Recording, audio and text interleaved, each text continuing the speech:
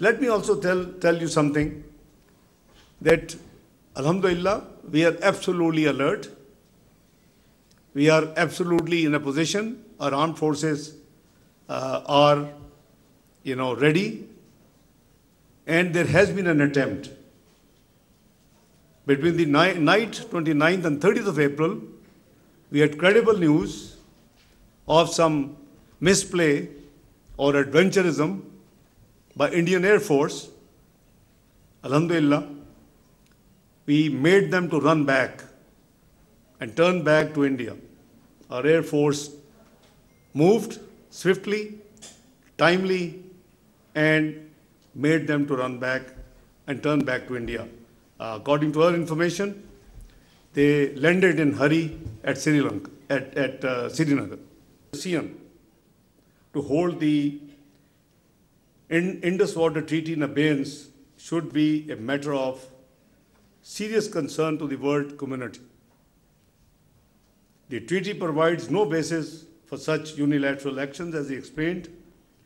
India's actions undermines a fundamental pillar of regional stability with profound implications for the peaceful management of vital shared resources between the neighbors.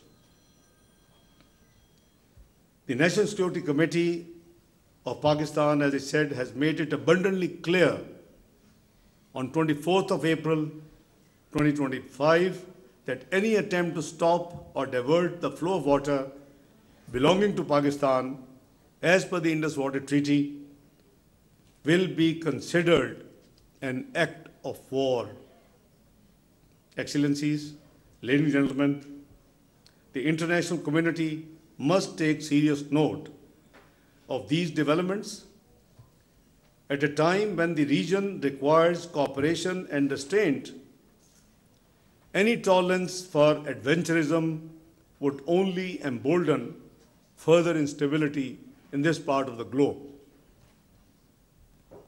We must not forget that the unresolved Jammu and Kashmir dispute remains the primary source of volatility in South Asia.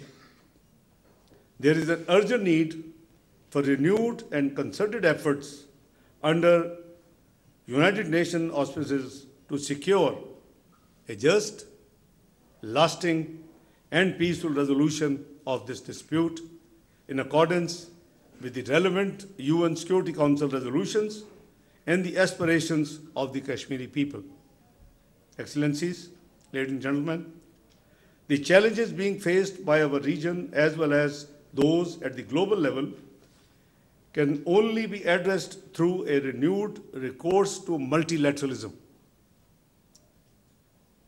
There is a need for universal and consistent adherence to the fundamental principles of the UN Charter, self-determination of the peoples, non-use of threat of force, respect for the sovereignty and territorial integrity of all states, non-interference in their internal affairs, and peaceful settlement of disputes.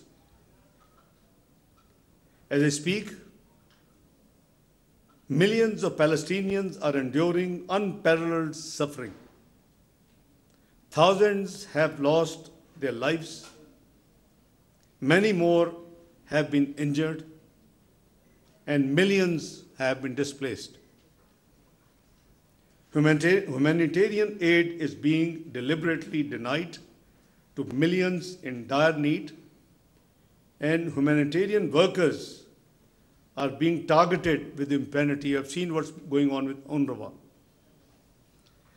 You must speak and speak with one voice to demand an immediate and permanent ceasefire in Gaza and ensure free flow of humanitarian assistance and lifting of all barriers. We ourselves have been experiencing this problem. We have sent almost a dozen and a half consignments at different times. First, we were sending to Gaza through Egypt. Problems erupted. I had to engage Amman. We started sending consignments through Amman.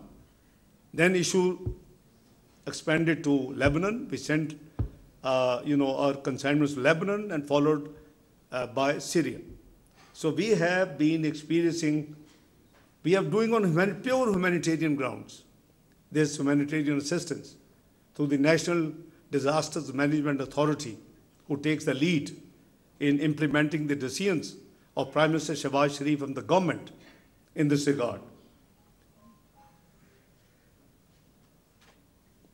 So I personally believe that lasting peace in the region cannot be achieved without allowing Palestinians to exercise their inalienable right to self-determination for a viable, secure, contiguous, and sovereign state of Palestine on the basis of pre-1967 borders and with Al-Quds al-Sharif as its capital, in accordance with the relevant UN resolutions. The vicious cycle of poverty and rising global inequalities cannot be addressed unless we make head-on the inequalities in the international economic relations and take them head-on. There is an urgent need to reform the international financial architecture, which has been described by the UN Secretary General as morally bankrupt.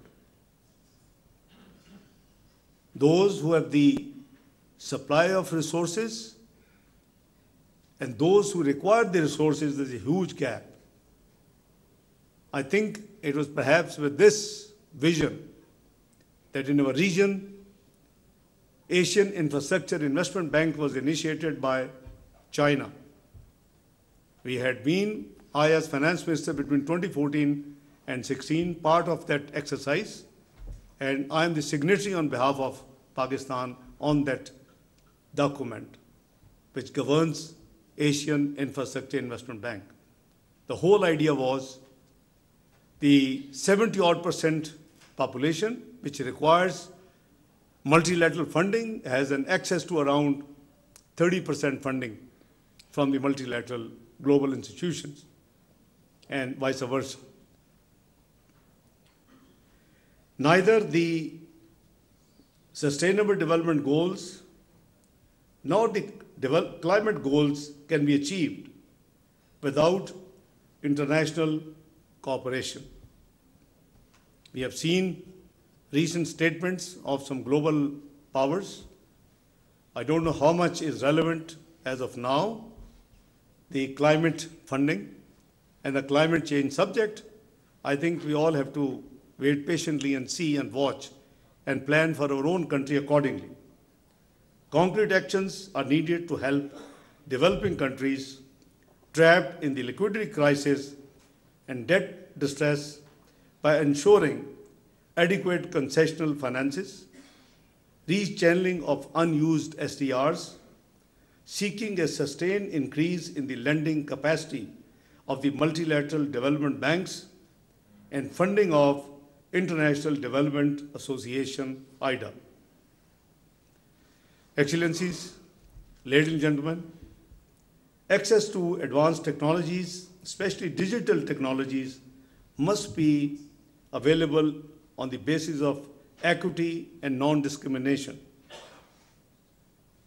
Being one of the topmost climate vulnerable countries, Pakistan recognizes the critical need for the international cooperation to address the common challenges posed by climate change.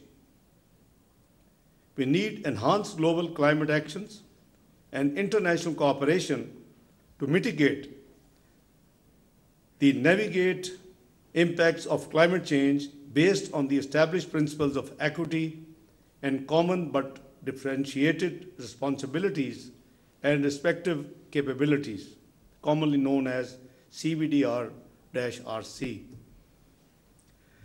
The developed countries need to meet their climate finance commitments with a balanced focus on adaptation and mitigation, so as well as on loss and damage.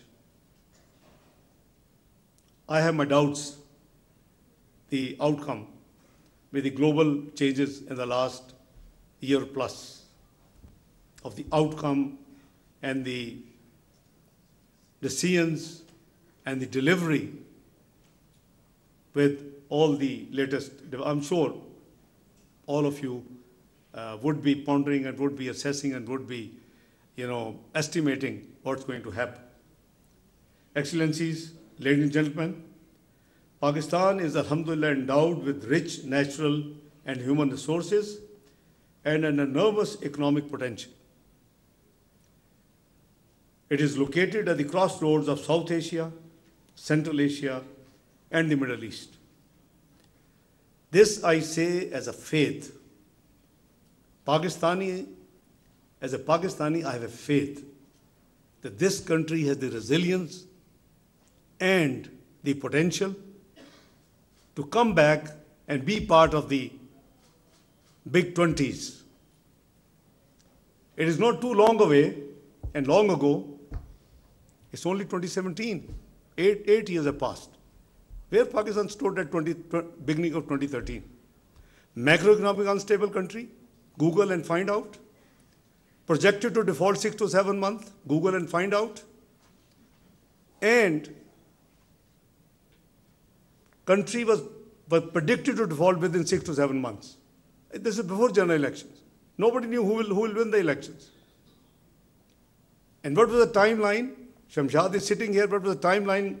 At that time projected that Pakistan would need to get out of the quagmire we were already landed in was 12 to 15 years. That's why I have faith in our nation, in our country, in our society. It took only 3 years.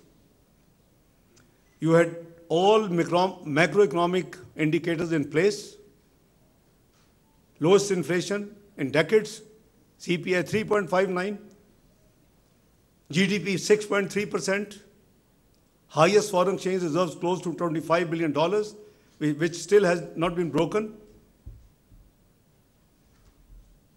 24th global economy. And it's not me, it's PricewaterhouseCoopers. Google, find out. PricewaterhouseCoopers projected Pakistan is going to be part of G20 not later than 2030.